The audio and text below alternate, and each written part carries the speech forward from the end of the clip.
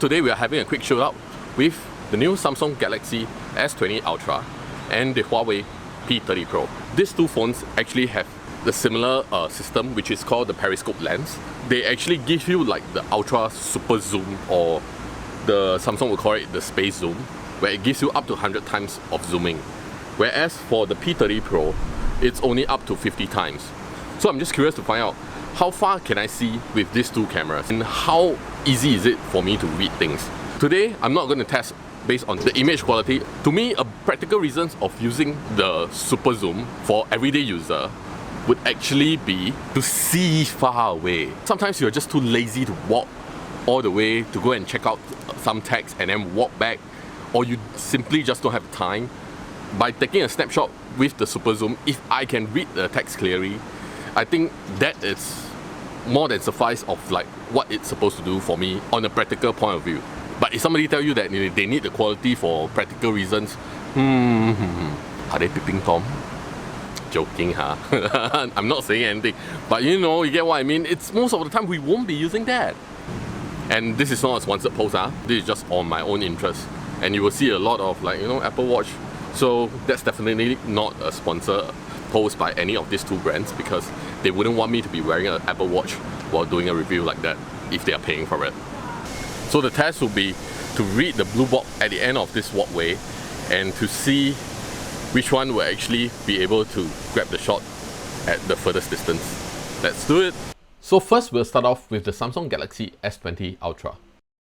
One thing great about the S20 Ultra's user interface is that it comes with a preview window on the top left corner of the screen. So when zooming in, it's easier for you to hunt for the subject using the preview window on top. Okay, from this distance, things are still blurred. Only 1680 is visible. Next, it's the HUAWEI P30 Pro. With only 50 times zoom, this is the closest I can get to the signboard. Like the S20 Ultra, only 1680 is visible. So we'll move closer by another 20 steps. And here are the results. Still a bit blur. P30 Pro seems to be a little bit under contrast. Now even closer. The telephone number on the bottom right corner seems to be clearer on the S20 Ultra. The S20 Ultra is leading. Okay, now we're moving even closer because it's too close to the board. So now I would just adjust to make sure that everything is in frame. On the top, that says personal set lunch. S20 Ultra seems to have a lead compared to the P30 Pro. Now, even closer. And it seems like both pictures are actually pretty much on par. I think the final challenge would be the social media handle on the signboard.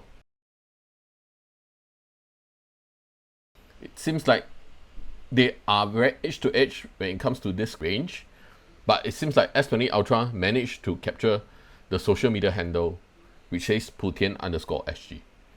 So I guess this round, the S20 Ultra wins. So it's like 5 AM now, and I'm out here to do the night test for this face-off. So walking around, I happen to see this signboard at the car park. So let's give this a test.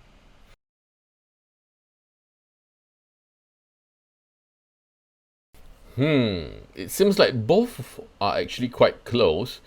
Although P30 Pro seems to be a little bit washed out, but after closer inspection, you will see that the word telephone and the rest of the words are actually a bit more clearer and easier to read compared to the S20 Ultra. So I guess it's a win for the P30 Pro in this round.